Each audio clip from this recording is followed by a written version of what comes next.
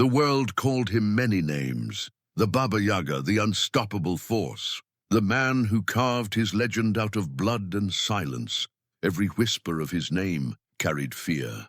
Every step he took was shadowed by death. Men armed with guns, blades, and armies had tried to break him, but none had succeeded. Not one. Yet what the world never saw, what no assassin ever understood, was that John Wick's strength did not come from rage alone. It came from love, from the memory of a woman who once gave him something far more dangerous than weapons or vengeance. Helen had given him peace, a home, a reason to walk away from the darkness, and when she was gone, the man the world feared most was left with only fragments, a photograph in his pocket, a ring he still wore, and a silence that grew louder with every passing night. He lived in shadows, walked in silence, fought like a ghost. But deep inside, there remained a wound untouched by bullets, a scar no blade could carve. And then, one night, that wound was torn open, not by an enemy, not by betrayal, not by the endless war that followed him like a curse, but by a voice so small, so fragile, it should never have carried such power, the voice of a child. It was not a scream, it was not a cry of fear, it was a question, a simple, innocent question that cut deeper than any weapon ever had. On that night, the world's deadliest man would discover something the underworld never imagined, that even legends can break, that even monsters can bleed, that beneath the assassin, beneath the myth, John Wick was still a man who once loved, who once dreamed, and who once hoped. And when the child spoke, his heart, the same heart that endured every loss, every war, finally shattered. Not in battle, not in violence, but in silence. This is the story of that night, the story of the words that no bullet could erase, the story of how a child's voice reached the last place untouched by blood, John Wick's heart. The night was heavy. Rain drifted down from a sky without stars, tapping against broken rooftops, sliding into rivers along cracked pavement. The city slept restlessly, the way it always did when danger walked its streets, and danger was walking. John Wick moved like a shadow stitched into the fabric of the night. His footsteps were steady, each one carrying the weight of battles fought, lives taken, and memories that refused to die. His black suit, dampened by rain, clung to him like a second skin. His tie loosened, his shoulders tired, his silence deafening. He did not walk like a man searching for enemies. He walked like a man who no longer cared if they found him. Every alley he passed seemed to whisper his name. Every flicker of neon light against the wet asphalt seemed to mock him, reminding him that the world saw him only as a legend, never as a man. A legend couldn't grieve, a legend couldn't love, a legend couldn't bleed. But John Wick was bleeding, not from his body, but from somewhere much deeper. The rain only made it worse. With every drop that slid down his face, memories returned. Nights when he and Helen had walked under storms just like this one. Nights when laughter drowned out the thunder. Nights that no longer existed. The city didn't know this John Wick. They only knew the one who burned empires. The one who carved his vengeance into history. The one who never missed, never hesitated, never forgave. But tonight, there was no empire to burn, no enemy to punish. Only a man, alone with his ghosts. He stopped at the corner of a silent street. A broken streetlight flickered overhead, spilling weak light onto the wet ground. In that fragile glow, his reflection stared back from a puddle, tired, aged, scarred. His eyes, once sharp enough to strike fear into armies, now looked hollow. He bent down slowly, brushing his hand across the water as if trying to erase the reflection. But the face staring back refused to vanish. For a moment, his hand twitched toward his coat pocket. He knew what rested there, a photograph worn at the edges from being held too often. Helen's smile, frozen in time. The only proof that once, even John Wick had been human. The urge to take it out, to see her face again, nearly overpowered him. But he didn't, not yet. He straightened, exhaled, and kept walking. But with every step, the weight grew heavier. It was not the weight of weapons. It was not the weight of bodies or sins. It was the weight of silence. The silence of an empty home, the silence of a life that could never be reclaimed. And in that silence, something unexpected waited for him, not an enemy, not a gun, not death itself, but a voice, small, fragile, the voice of a child, waiting at the end of the lonely road. The rain slowed, though the sky above still groaned with thunder. John's steps echoed against the wet pavement, steady, unbroken. For miles, the streets had been empty, abandoned cars, shattered glass, flickering neon signs that buzzed like dying insects. And then he saw him. At first, John thought it was just another shadow, another trick of the night. But as he drew closer, the shape became clear. A boy. He couldn't have been older than 10. Small frame, thin arms, clothes worn and soaked from the rain. His shoes didn't fit him properly. The laces trailed, dragging through puddles. His hair clung to his forehead, dripping, yet his eyes burned with something John hadn't seen in years. Not fear. The boy stood at the edge of a broken streetlight where pale light struggled to hold back the darkness. He didn't move. He didn't flinch. He simply stared and straight at John Wick. Most men couldn't hold that gaze for more than a heartbeat. They saw a monster, a ghost, death itself. But this child, he looked at John as though he were nothing more than a man walking home. John slowed. His instincts whispered danger. In his world, even a child could be bait, a trap set by enemies who would use innocence as a weapon. But something in the boy's posture told him otherwise. There was no deceit, no threat, only stillness, only the truth. The rain dripped from the boy's nose, down his cheeks, like tears that refused to fall. His hands were at his sides, open, empty. His chest rose and fell with shallow breaths. Yet his eyes never left John.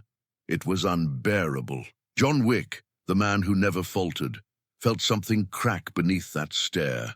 Because for the first time in years, someone was looking at him. Not with terror, not with hatred, but with a kind of innocence he had long forgotten existed. The silence between them grew heavy. The city around them seemed to vanish, leaving only two souls on an empty stage, the hunter and the child who refused to run. John's fingers twitched near his side, brushing the hem of his coat, not toward his gun but toward his pocket, where Helen's photograph slept. The boy's eyes followed the motion, curious, but he said nothing, not yet. The air tightened like the pause before a storm. And in that pause, John realized something. This child did not see the Baba Yaga. He did not see the assassin whispered about in the underworld. He did not see a legend carved in blood. He saw a man alone. The boy tilted his head as if studying him, as if searching for something hidden behind the cold mask John wore, and then his lips parted. His voice, fragile but steady, broke the silence. The words he spoke would not echo like gunfire. They would not leave scars on the body. They would go deeper, straight into the one place John Wick had kept locked away. His heart. The silence stretched.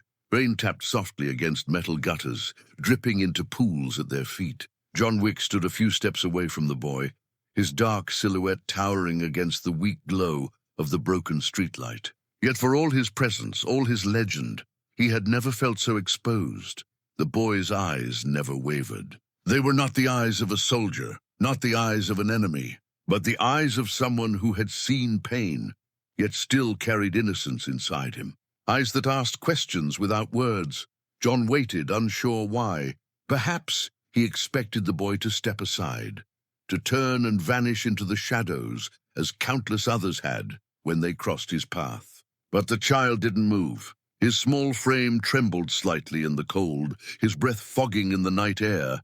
And then his voice rose, soft, gentle, so quiet that John almost thought he imagined it. "Mister, do you have someone waiting for you at home?" The words struck him like a bullet, not from the outside, but from within. For a man who had faced armies, who had stared down gunfire and knives without flinching, this question tore through him with a power he could not defend against. John's breath caught. He felt the air leave his lungs, heavy and jagged. His body stiffened as if every muscle refused to move. His eyes flickered, not with rage, not with calculation, but with something he had buried long ago. Memories. Helen's smile, her laugh echoing in the kitchen, the warmth of her hand in his, the way she once waited at the door when he came home late, pretending to scold him but unable to hide her joy. Home. That word burned, because John Wick had no home anymore. Only walls, only silence, only ghosts. The boy tilted his head, waiting, expecting an answer. And John opened his mouth, but nothing came, not even a whisper. His throat tightened, his chest heavy. He wanted to say her name, to tell the boy that once, yes, there had been someone, that once he had belonged to a world of warmth instead of shadows. But the truth was too sharp. Helen was gone. The house was empty, and John Wick, for all his legend, was nothing more than a man walking alone through endless nights. So he stood there in silence. The boy's gaze softened, almost as if he understood without needing words. Perhaps he saw it in John's eyes, the weight of a grief too deep to carry, the shadow of a love that still lingered like an open wound. And for John Wick, that was the cruelest part. Not the question itself, but the fact that a child, innocent and unarmed, could see through the walls he had built, could pierce the armor that bullets never cracked.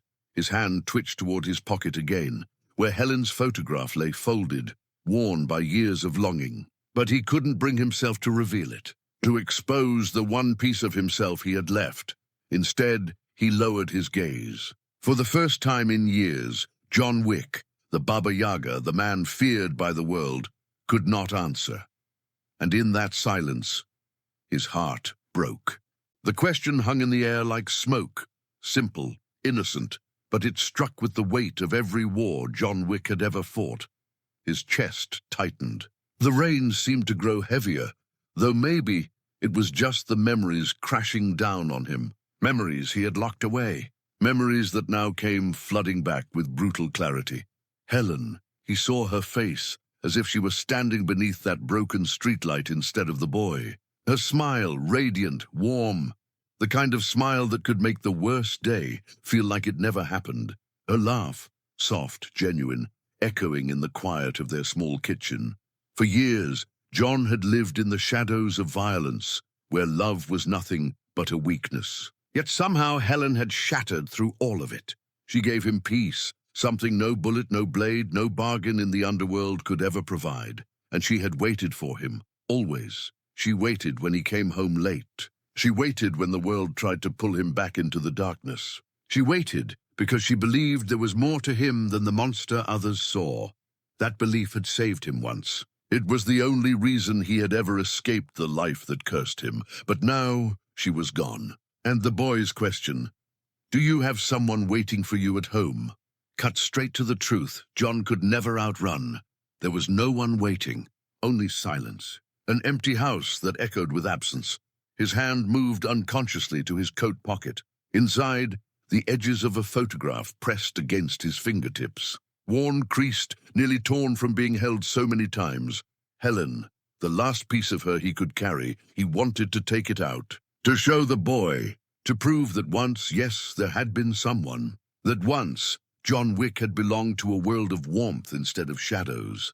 But his hand froze, because what good were memories to a child who asked such a question? What good was a photograph of someone who no longer breathed, no longer smiled, no longer waited at the door for him? John swallowed hard, his throat burning.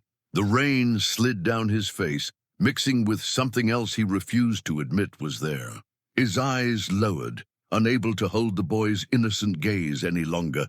The silence between them deepened. It wasn't the silence of enemies circling. It wasn't the silence before a fight. It was the silence of grief. In that silence, John felt his carefully built walls crumble. For years, he had hidden behind them, protecting himself with steel, blood, and rage. But now, a single question from a child had reached past it all. Straight into the heart he had spent years trying to forget. The boy said nothing more. He didn't need to. His eyes said enough. They saw through the legend, through the assassin, through the Baba Yaga. They saw the man who had once been whole, the man who had once been loved. And in that moment, John Wick understood something that broke him more than any blade ever could. Helen had been his answer. She had been his home. And without her, the question the boy asked would haunt him forever. He could not answer, not truthfully, not without tearing himself apart. So he remained silent, staring at the wet ground beneath his feet. And in that silence, the memories returned, vivid, merciless, endless. Helen's voice, her touch, her absence. It was all there, and it was all too much.